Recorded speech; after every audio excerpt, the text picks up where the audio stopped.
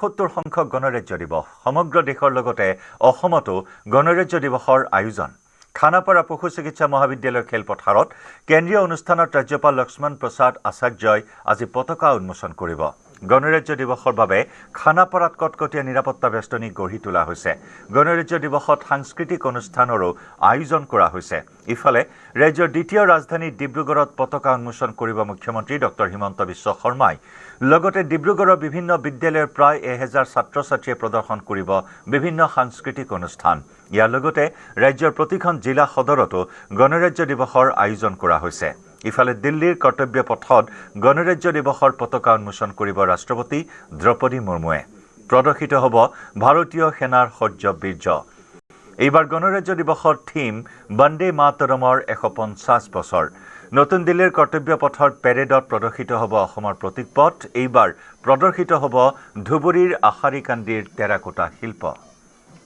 গণৰাজ্য দিৱস উপলক্ষে ইয়াৰ কৰ্তব্য পথত এক উখল-মাখল পৰিৱেশে বিৰাজ কৰা পৰিলক্ষিত হৈছে ইতিমধ্যে পেৰেড আৰম্ভ হৈছে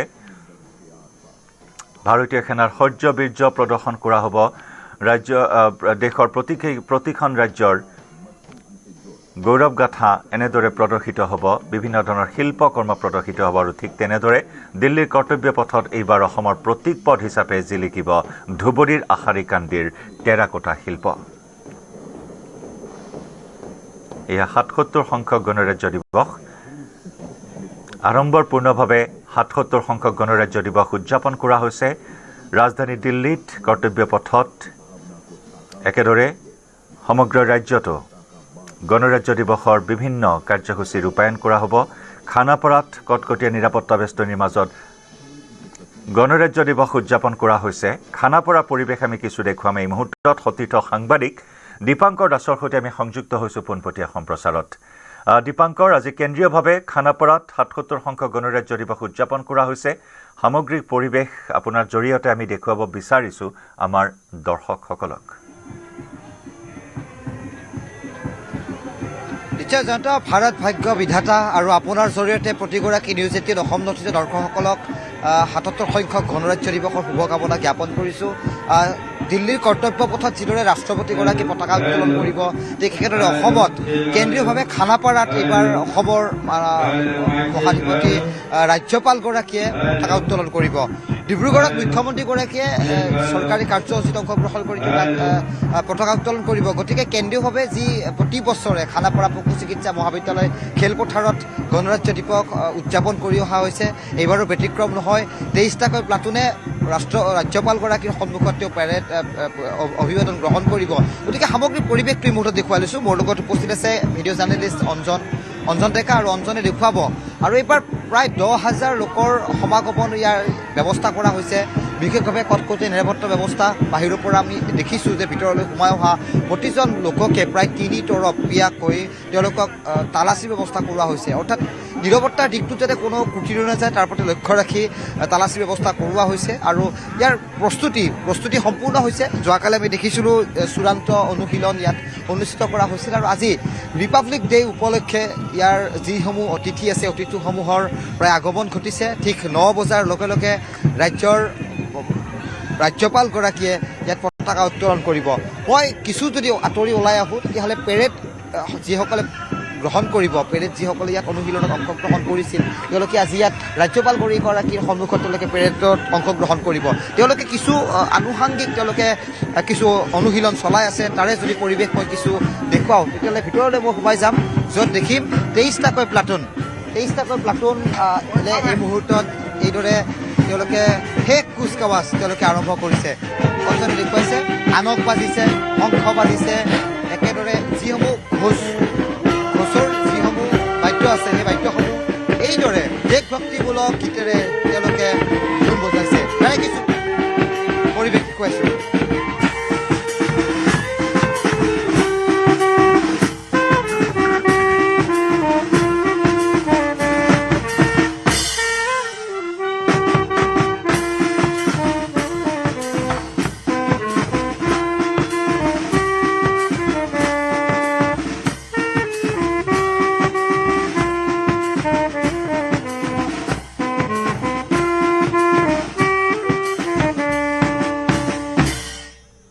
দেশ ভক্তিমূলক গীত আৰু বিশেষকৈ গণৰাজ্য দিৱস অথবা গণৰাজ্য অথবা আমি স্বাধীনতা দিৱসৰ কথা যদি উল্লেখ কৰোঁ তেতিয়াহ'লে এই ধৰণৰ দেশ ভক্তিমূলক গীতেই বীৰ জোৱানসকলক আমি এবাৰ স্মৰণ কৰিব বিচাৰোঁ। গতিকে সেই এনে এটা দিনৰ মাজত আজি আমি অতিবাহিত কৰিব লাগিব। দেশবাসীয়ে আজি গৌৰৱ অনুভৱ কৰিছে যে হয় ৭৭ সংখ্যক গণৰাজ্য দিৱস আজি দেশবাসীয়ে উদযাপন কৰিবলৈ গৈছে।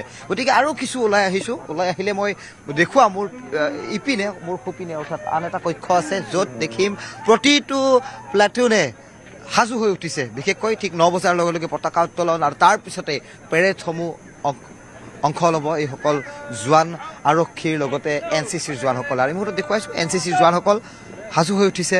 একেদৰে মই যদি বাওঁফালে মই কেমেৰাটো পেন কৰোঁ তেতিয়াহ'লে দেখিম SDRF NDRF আমাৰ অসম আৰক্ষীৰ প্ৰায় 15টাকৈ FAVNৰ আৰক্ষী ছাউনীৰ পৰা অহা লোকসকলে তেওঁলোকে পেৰেডত অংশগ্ৰহণ কৰিব। আৰু বিশেষভাৱে আমি আগতেই দেখোঁ এইবাৰো ব্যতিক্ৰম নহয়।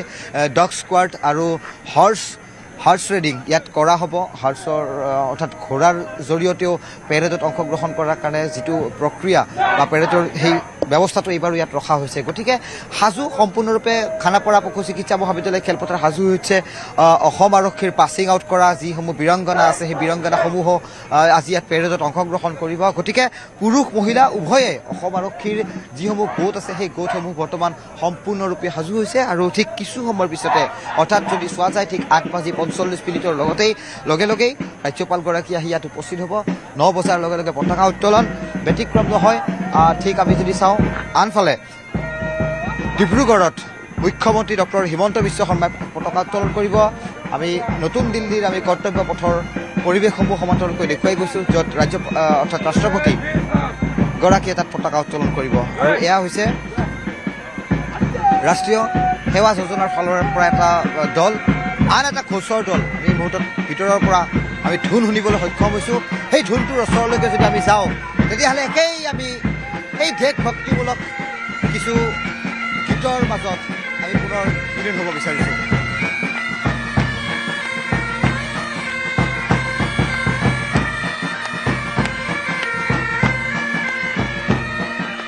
SSB সীমা সুৰক্ষা বলৰ এয়া ঘোষবাদন।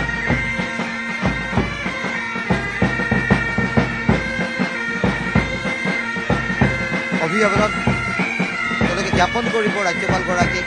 গতিকে তাৰ প্ৰাক মুহূৰ্তত এইদৰে কিছু তেওঁলোকে নিজৰ ভিতৰতে কিছু কুচকাৱাজ তেওঁলোকে আৰম্ভ কৰিছে।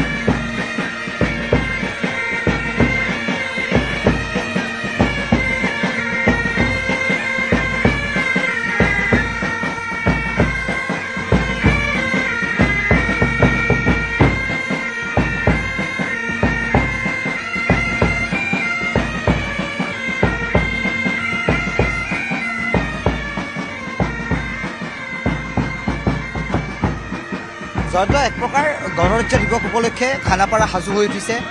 আন এটা কক্ষ আছে, আন এটা কক্ষত আমি ভিতৰলৈ গ'লে হয়তো আন কেইবাটাও আমি পেৰেডত অংশগ্ৰহণ কৰিবলগীয়া দলসমূহক দেখিবলৈ পাম। বিশেষকৈ 5 আমি দেখিছোঁ 5 FAVNৰ কামাণ্ডো মহিলা জোৱানসকলো সাজু হৈ উঠিছে। হয়তো তেওঁলোক ভিতৰৰ ফালে থাকিব।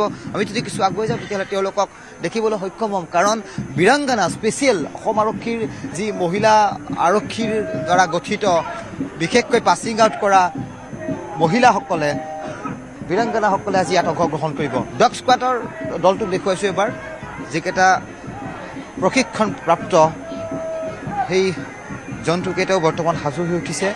গতিকে তেওঁলোকক বিশেষভাৱে প্ৰশিক্ষণ দিয়া হয়। আৰু তেওঁলোকক আমি দেখিছোঁ যোৱাকালি পৰহিৰ দিনটো তেওঁলোকে খানাপাৰা ফিল্ডত তেওঁলোকে চূড়ান্ত যি অনুশীলন আছিলে তাত তেওঁলোকে সুন্দৰ পাৰফৰ্মেঞ্চ পৰিৱেশন কৰিছে। আৰু আজিও তেওঁলোকৰ প্ৰশিক্ষণৰ যিটো চূড়ান্ত যি পৰিৱেশন তেওঁলোকে খানাপাৰা ফিল্ডত কৰিব। কোন স্কুলৰ পৰা আপোনালোক? কোন স্কুলৰ? কি পাৰফৰ্মেঞ্চ কৰিব?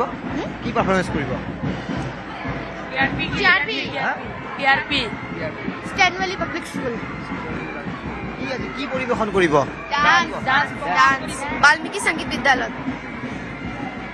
গতিকে এইসকল কণ আমি ছাত্ৰ ছাত্ৰীকো দেখিছোঁ বিভিন্নখন স্কুলৰ পৰা তেওঁলোকে আজি ইয়াত প্ৰতিনিধিত্ব কৰিছে। আৰু তেওঁলোকেও খানাপাৰা ফিল্ডত আজি বিশাল যি কেন্দ্ৰীয় কাৰ্যসূচী তাত তেওঁলোকে অংশগ্ৰহণ কৰিব। আৰু তাত তেওঁলোকে পেৰেডৰ সমান্তৰালকৈ যিসমূহ সাংস্কৃতিক অনুষ্ঠান আছে তাত তেওঁলোকে বিভিন্ন যি সাংগীতিক যি অনুষ্ঠান সেই অনুষ্ঠানসমূহ পৰিৱেশন কৰিব।